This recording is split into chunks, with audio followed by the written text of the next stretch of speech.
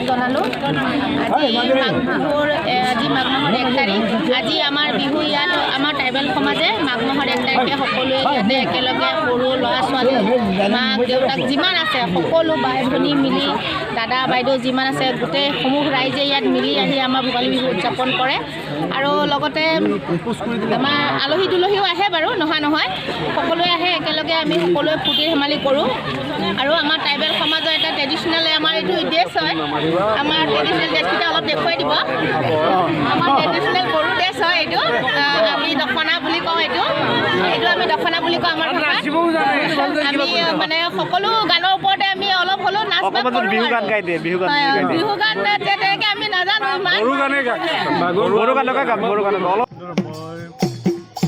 প্ৰতি বছৰেই মই গাঁৱত আমাৰ যিটো মাঘ বুলি কয়, এইটো আমাৰ ভাষাত মাঘ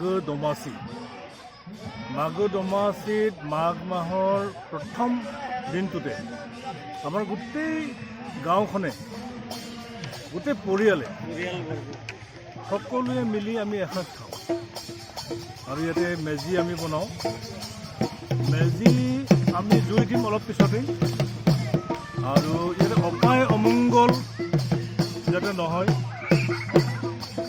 গাঁওখনত যাতে সুখ সমৃদ্ধি আহে, ঐশ্বৰ্যশালী হয়, সকলো পৰিয়ালৰে যাতে সুখ সন্তুষ্টি লাভ কৰে, তাৰ কাৰণে এই মাঘ বিহু।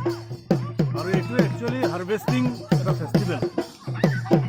খেতিৰ কাতি আঘোণত ধান কাটি শেষ হাৰ্ভেষ্ট কৰে, ধান চপোৱাৰ পিছত মাঘত 1 তাৰিখে এইটো ভোগালী বিহু।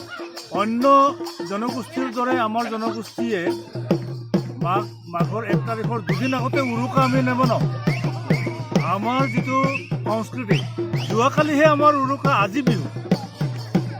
আৰু আপোনালোকে চাব যে তিৱা জনগোষ্ঠীৰ বিহু তাৰ এসপ্তাহ পিছতহে হ'ব। আৰু তেতিয়া যিটো বাৰ্টাৰ ছিষ্টেম, বিনিময় প্ৰথা, জোনবিল মেলা, তাত গোটেই তিৱা ৰজাসকল নামি আহিব, মেঘালয়ৰ ৰজাসকল নামি আহিব, তাত বিনিময় প্ৰথা চলে, যিটো ঐতিহাসিক। এইটোৱে হৈছে ট্ৰাইবেলৰ, অসমৰ ভূমিপুত্ৰ জনজাতিসকলৰ এটা পৰম্পৰা। এই পৰম্পৰাৰ লগত কোনো বহিৰাগত বনিয়া গোষ্ঠী বা বিভিন্ন ধৰণৰ আৰিয়ান গোষ্ঠীৰ লগত আমাৰ ট্ৰেডিশ্যনটো নিমিলে। আমি একদম সুকীয়া ভূমিপুত্ৰ বড়ো কছাৰী। আমি ভাল পাইছোঁ, ৰাইজৰ পৰা ধন্যবাদ জনাইছোঁ। আমাৰ মানে কি, আমি মানে বিহুত মাঘৰ 1 তাৰিখে মাঘ বিহু বুলি কয়। মাঘৰ 1 তাৰিখে মাঘ বিহু মানে বহুত কাষ্টৰ মানুহে বিহু পাতিছে, কিন্তু মাঘৰ 1 তাৰিখে আমি বিহু মানো দেই। জেঠ চল বেলেগ কথা আমাৰ